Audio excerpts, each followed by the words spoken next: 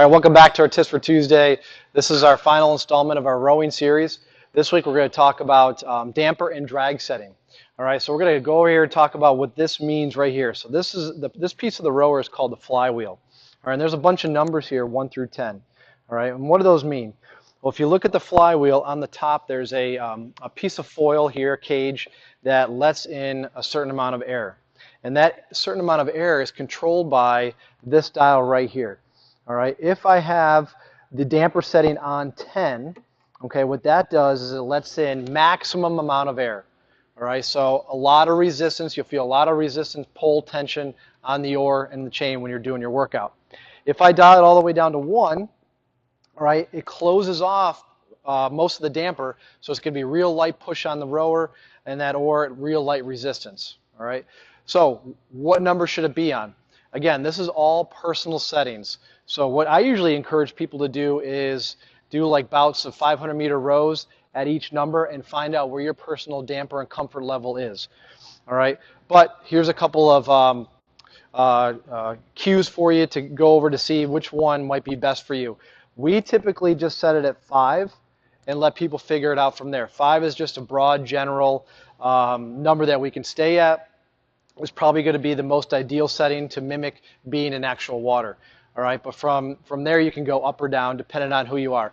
It also depends on the piece that you're on. If you're doing real short, like 250 sprint, all right, sure, go ahead and dial it up to the 8, 9, 10 range.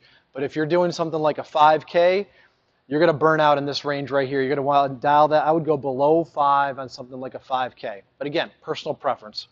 All right, so that's damper setting. The other thing we're talking about is drag setting.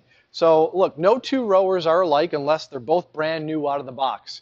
And we have a line of rowers here that have been here since day 1 when we opened 8 years ago. And we have some rowers here that we got within the past year. All right, so you want to make sure that when you're on the rower, each row that you do feels the same. All right, and the only way to do that is to set drag factor. The monitors have a setting on there to adjust the row to your personal abilities in terms of drag. What determines drag factor? In the foil here and inside the flywheel, dust and dirt will accumulate over time. All right, so new ones will have no dirt, no dust. Older ones, you'll start to see some accumulation of that stuff as well too. So one's going to feel real smooth, one's going to feel like it's real hard to push just because maybe it has more dirt. But you can mitigate that by setting your drag factor. All right, so we're going to zoom in over here.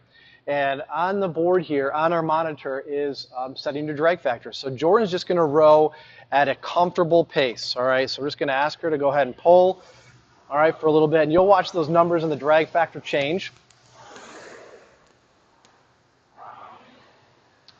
So right now, we'll just call Jordan. Do you feel comfortable? Feel good? Yeah. All right.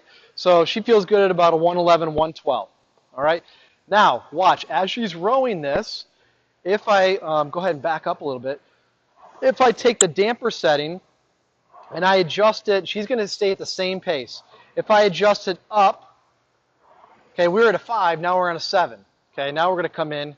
All right, where's her drag at now? 147. All right, so it's going to be a little more tension, a little more resistance on there. So same pace. If I dial it down to a 3, okay, let's let that settle in. All right, where's our drag factor at now? 96. Okay, so you see how just changing the damper setting here is going to change the drag factor. Okay, go ahead and rest.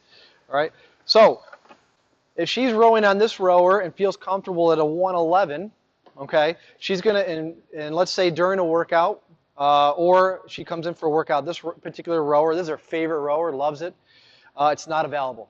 All right, she's going to go use another rower, but she wants to be able to feel the same on the rower. All right, so what she does is she goes on that rower and she figures out her drag factor. She rows at about that same pace, and let's say on that other rower, instead of 111, 112, it reads a 119, 120. Okay, all you're doing is rowing and adjusting that damper setting up or down to get it down to that 111 or 112, and then you're good to go for those settings on that rower.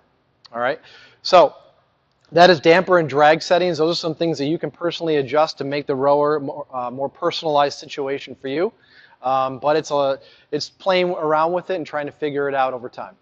All right, that concludes our 3-piece series on rowing. We'll catch you next week.